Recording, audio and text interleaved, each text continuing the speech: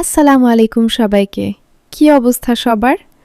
আজকে শেয়ার করছি সেরা স্বাদের টক ঝাল মিষ্টি রসুনের আচার।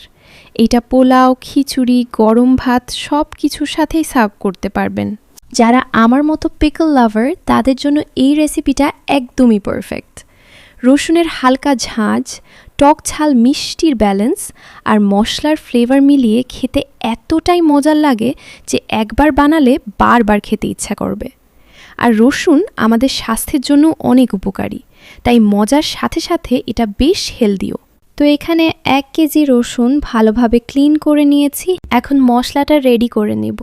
এর জন্য একটা প্যানে নিয়ে নিলাম 5 ফোড়ন 4 টেবিল চামচ পরিমাণ, সেই সাথে 1.5 টেবিল চামচ করে নিয়েছি ধনিয়া আর জিরা, সেই সাথে 15 থেকে 20টা মতো নিয়ে নিলাম শুকনো লাল মরিচ। তো সব কিছু 4 থেকে 5 মিনিট মতো সময় নিয়ে মিডিয়াম আঁচে টেলে নিব। তারপর ঠান্ডা হয়ে গেলে ব্লেন্ডারে আধা ভাঙ্গা করে গুঁড়া করে নিব। অন্যদিকে একটা প্যানে নিয়ে নিলাম সরিষার তেল, এখানে হাফ কাপের চেয়ে একটু বেশি আছে। তারপর দিয়েছি 5 ফোড়ন 1 টেবিল চামচ পরিমাণ। 5 ফোড়নটাকে কিছু সময় ভেজে এর মধ্যে অ্যাড করছি রসুন বাটা 1 টেবিল চামচ আর সরিষা বাটা 2 টেবিল চামচ পরিমাণ। মশলাটাকে কিছু সময় ভুনে এর মধ্যে আস্ত রসুনগুলো অ্যাড করে দিচ্ছি। তারপর কিছুক্ষণ এটাকে ভেজে নিব। রসুনের কালার হালকা চেঞ্জ হলে এর মধ্যে দিচ্ছি স্বাদ মতো লবণ, সামান্য একটু হলুদ গুঁড়া আর লাল মরিচ গুঁড়া 1 চা চামচ। মিক্স করা হয়ে গেলে এর মধ্যে অ্যাড করছি তেঁতুলের কাঠ 1 কাপ পরিমাণ। এখানে আমি 200 গ্রাম মতো তেঁতুল অল্প একটু গরম পানিতে 10 মিনিট ভিজিয়ে রেখেছিলাম। তারপর এর মধ্য থেকে কাঠটাকে বের করে নিয়েছি। তারপর লাগছে এখানে গুড়, আমি এখানে হাফ কাপ পরিমাণ দিয়েছি।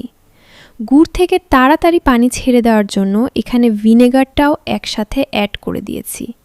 তাছাড়াও ভিনেগার অ্যাড করার ফলে আচারের শেলফ লাইফ অনেক বেশি বেড়ে যায়। দেখতেই পারছেন গুড় অ্যাড করার পর থেকে আচারের কালার ডার্ক হতে শুরু করেছে। তবে চাইলে আপনারা আচারটা চিনি দিয়েও বানাতে পারবেন। তো এখানে আচারের মশলাটা অ্যাড করেছিলাম 2 টেবিল চামচ, 2 বার করে অ্যাড করেছি। তারপর অ্যাড করছি এখানে বিট লবণ হাফ চা চামচ। তো বিট লবণটা চেক করে দিবেন, কারণ শুরুতেও কিন্তু লবণ দেওয়া হয়েছিল। তো আচারটাকে 10 মিনিট ঢাকনা দিয়ে কুক করে নিব। 10 মিনিট পর দেখতেই পারছেন আচারের তেল উপরে ভেসে উঠেছে এবং আমার মজাদার রসুনের আচারও একদমই রেডি হয়ে গিয়েছে। খেয়াল রাখবেন আচারের মধ্যে কোনো প্রকার পানি ইউজ করা যাবে না। তো খুব সহজেই তৈরি হয়ে গেল দারুণ মজার টক ঝাল মিষ্টি রসুনের আচার।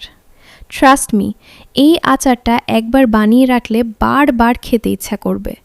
পোলাও, খিচুড়ি কিংবা গরম ভাতের সাথে খেতে একদম অ্যামেজিং লাগে। ভিডিওটা ভালো লাগলে অবশ্যই একটা লাইক করে দিবেন। আর আপনারা আচারটা কিসের সাথে খেতে সবচেয়ে বেশি পছন্দ করেন সেটা কমেন্টে জানাতে ভুলবেন না।